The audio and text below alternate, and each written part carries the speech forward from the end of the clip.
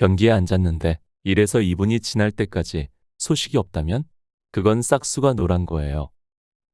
변기에서 당장 일어나세요. 잘 먹고 잘 사는 것이야말로 신이 주신 최고의 선물입니다. 한 번쯤은 볼일 때문에 고생한 적이 있으신가요? 하지만 누구나 그렇듯이 학문 건강은 왠지 모르게 부끄러워 누구에게 고민을 털어놓기도 힘듭니다. 이번 영상을 통해 아무도 가르쳐 주지 않았던 대장, 학문 건강에 대해 배워보고 실천 방법까지 배워봅시다. 지금부터 시작합니다. 책을 곁에 두고 좋은 흔적을 남기는 채널, 책 곁에 두고입니다. 첫 번째, 건강한 똥과 아픈 똥. 변을 살피면 우리가 먹은 음식은 물론 우리의 건강 상태까지 파악할 수 있습니다. 우리는 모두 건강한 배변을 이루길 바랍니다. 신진대사가 활발히 이루어진다면 누구나 건강한 바나나 똥을 만날 수 있습니다. 하지만 장내 환경에 문제가 발생하거나 질병이 생겼다면 이상한 모양의 심상치 않은 색의 변을 만날 수밖에 없습니다. 그렇다면 신체의 건강함을 나타내는 변의 상태는 무엇일까요? 바나나 모양의 부드럽고 길쭉한 똥입니다. 튜브에 담긴 연고를 힘주어 쭉 짰을 때 나오는 연고의 모양과 비슷해요. 그렇다면 건강 적신호를 알리는 변의 종류에 대해 알아볼까요? 우선 자갈처럼 동글동글한 모양의 자갈똥은 식사량이나 식이섬유가 부족할 때 나오는 형태예요. 체중을 감량하겠다며 식사량을 극단적으로 줄였을 때 혹은 야채 섭취량이 너무 적을 때 발생하니 더 올바른 식단을 구성하는 것이 좋습니다. 5cm 정도 길이의 굵은 덩어리 똥은 수분이 부족하다는 의미이니 수분 섭취에 신경 써야 합니다. 얇은 수제비 모양의 똥은 지금 배변이 필요하지 않은 똥, 다시 말해 내일이나 모레 쌀 똥을 미리 싼 것이라 볼 수 있어요. 필요치 않음에도 변기에 오래 앉아 쥐어짜낸 경우라 알 수 있지요. 이렇게 배변 시간이 길다는 것은 변이감의 원인이 치질이나 암덩어리일 수도 있으니 진찰을 받는 편이 좋습니다. 배변을 하자마자 변이 물에 풀어진다면 변비 치료를 위해 팽창성 소화제를 복용했거나 잘게 자른 섬유소를 먹은 경우일 수도 있습니다. 이는 일시적인 현상이니 걱정할 필요는 없으나 이 상태가 장기간 지속된다면 본인의 건강 상태를 다시 살펴야 합니다. 마지막으로 끝이 뾰족하게 각진 작은 변은 항문 질환을 겪고 있을 가능성이 높습니다. 만성 치열이나 내치액 부종으로 항문 출구가 좁아졌을 때 발생하는 경우이니 자신의 건강 상태를 점검해 봅시다.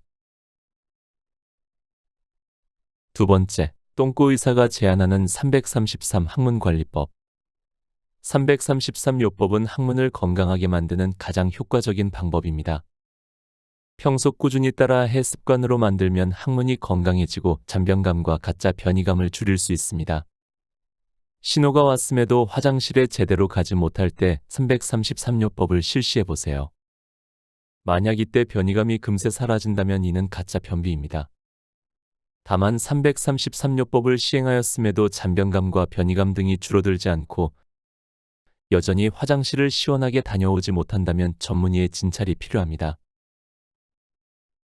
3분 이내 똥 싸기.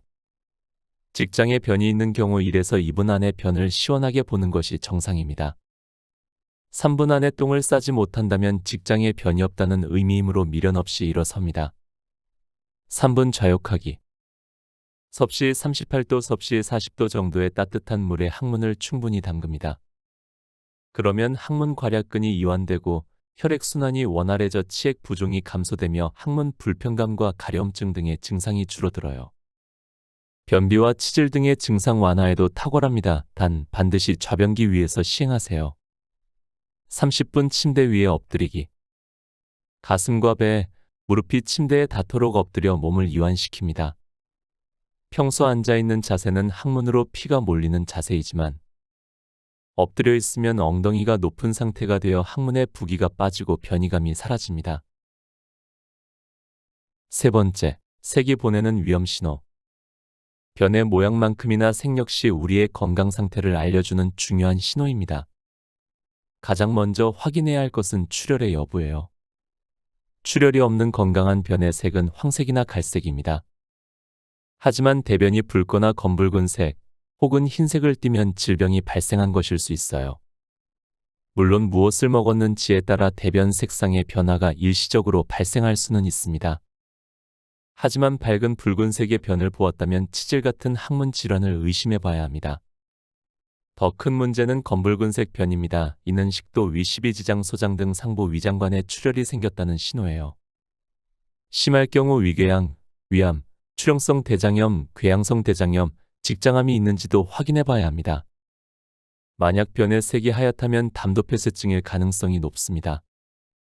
담도 결석이나 담낭암, 담도암으로 인해 담도가 막히면 담즙이 쓸개관을 통해 제대로 배출되지 못해요. 그 결과 담즙이 대변에 섞이지 않아 흰색을 띠는 것이지요. 녹색똥은 두 가지 원인을 추측할 수 있는데요. 만약 녹색 채소를 과량 섭취했다면 이는 정상적인 반응입니다. 하지만 이 경우에 해당하지 않는다면 장염을 의심해 볼 수 있습니다. 소장에 염증이 생겼거나 장 기능이 떨어지면 담즙이 흡수되지 못한 채 물과 함께 대장으로 흘러들어가요. 이때 너무 많은 양의 담즙이 넘어오면 변의 색이 노란색으로 바뀌지 못하고 그대로 배출됩니다. 자극적인 음식을 너무 많이 섭취해 장운동이 빨라져 설사를 할 때 녹색 변이 나타나는 것도 이러한 이유 때문입니다. 여러분의 화장실 상황은 어떤가요? 내가 어떤 색의 변을 보는지를 확인하는 것만으로도 내 건강에 이상이 있는지 아니면 건강한지 빠르게 눈치챌 수 있습니다. 네 번째, 쾌변을 부르는 바른 배변 자세 익히기. 알고 있나요? 배변이 술술 이루어지는 자세는 따로 있습니다. 많은 사람이 변기 위에 앉을 때 몸을 꼿꼿이 세우는데 이 자세는 오히려 배변 활동을 방해합니다. 우리 몸은 원래 꼿꼿이 앉은 자세에서는 배변 통로가 완전히 열리지 않게 설계되었기 때문입니다. 우리 몸의 구조를 살피면 좀 더 쉽게 이해할 수 있습니다. 우리가 앉거나 서 있을 때 직장과 항문을 고리처럼 걸어 한쪽 방향으로 꺾이게 만드는 근육이 있습니다. 바로 치골직장근입니다. 이 근육이 직장을 세게 당기는가, 느슨하게 풀어주는가에 따라 각도가 달라지는데 이 각을 항문직장각이라고 해요. 평상시에는 치골직장근이 직장을 당기고 있어 직장과 항문의 각이 90도 이하를 이룹니다. 그 덕에 대변이 흘러나오는 걸 막을 수 있지요.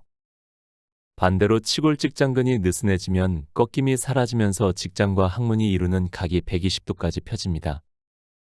즉 배변 통로가 일직선이 되어 스키를 타고 거침없이 내려오듯 대변이 한 번에 말끔히 배출될 수 있어요. 치약과 같다고 생각하면 더 이해하기 쉬워요.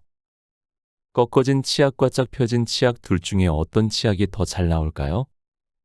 생각할 것도 없이 쫙 펴진 치약입니다. 우리의 화장실 상황도 마찬가지입니다. 각도가 중요합니다. 자, 이제 앞서 말한 각도를 염두에 두고 변이 미끄러지듯 잘 나오는 자세를 설명하겠습니다. 이대로만 따라하면 직장이 상쾌하게 비워지는 느낌을 경험하게 될 거예요. 방법은 간단합니다. 변기에 앉아 두 다리를 45도로 벌리고 양쪽 팔꿈치를 양쪽 무릎 끝에 대세요. 그러면 자연스레 허리가 숙여집니다. 그 상태에서 배꼽을 앞으로 내밀면 골반이 벌어지고 회음부 하강이 이루어져요. 이때 상체에 안정감을 주기 위해 양손은 깍지를 끼고 일어설 때 어지럽지 않도록 고개는 들고 있습니다. 바로 이 자세가 항문직장각이 일자로 펼쳐지는 일명 쾌변을 부르는 자세입니다.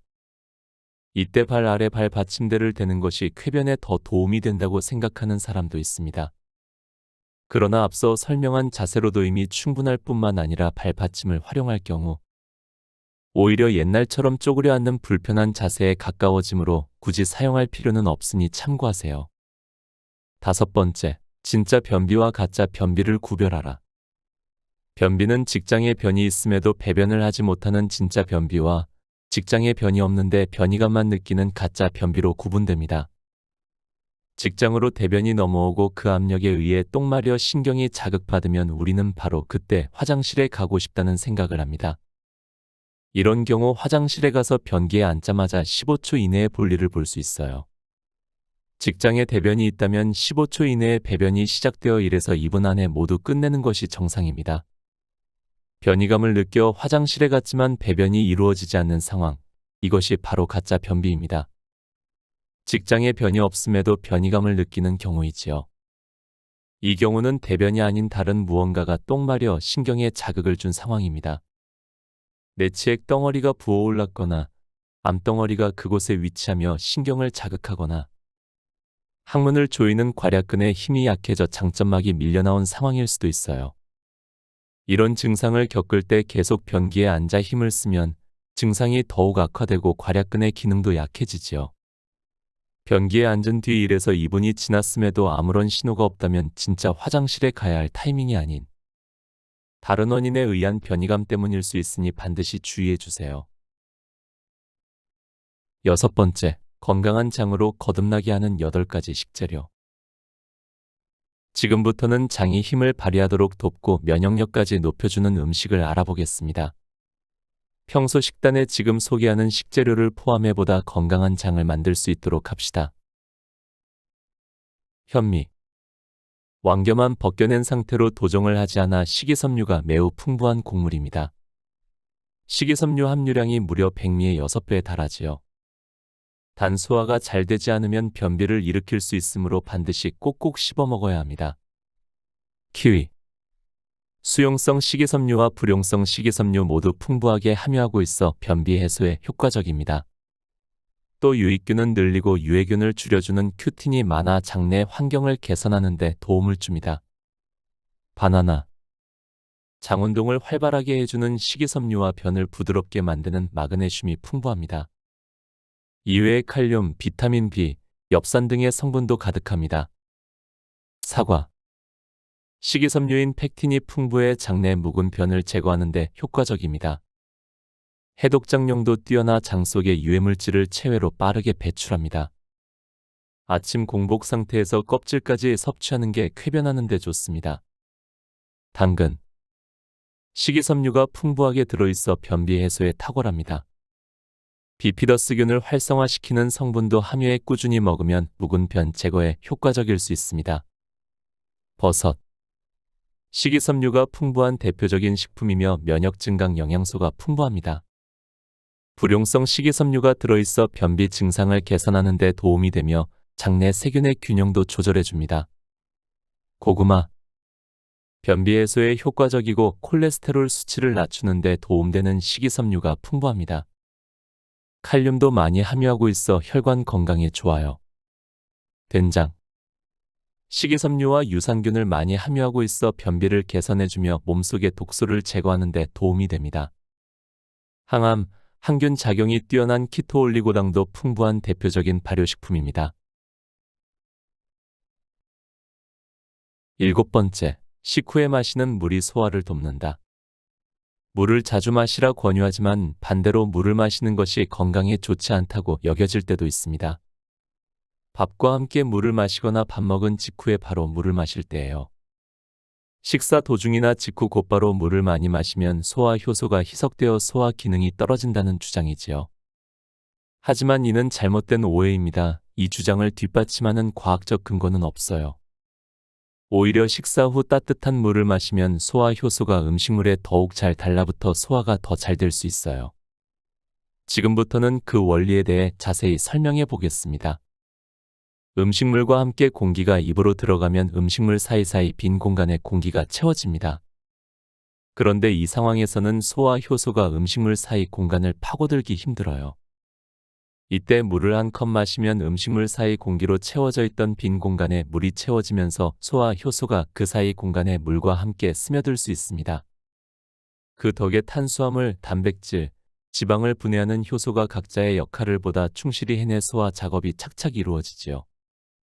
만약 물을 마시지 않아 음식물 사이에 공기가 가득한 채로 장에 내려가면 어떻게 될까요?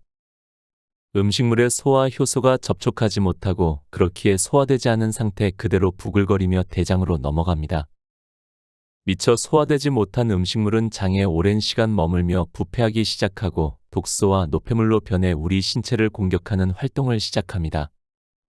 식사 후에 물을 마셔도 소화에는 문제가 없고 물을 마셨을 때 소화가 더 잘 된다면 얼마든지 마셔도 좋습니다. 곁에 두고의 짧은 생각.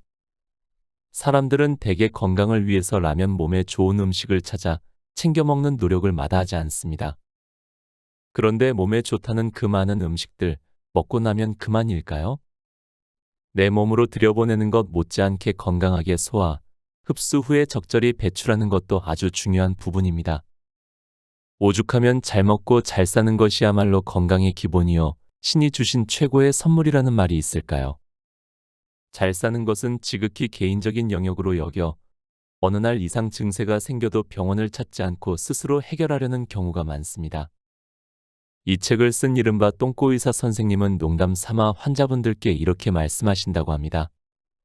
들어오세요. 해치지 않습니다. 이 책으로 그리고 이 영상으로 많은 분들이 몸 가벼운 하루를 시작하셨으면 좋겠습니다. 오늘도 함께 해주셔서 감사합니다. 책, 당신의 하루가 가벼웠으면 좋겠습니다를 읽고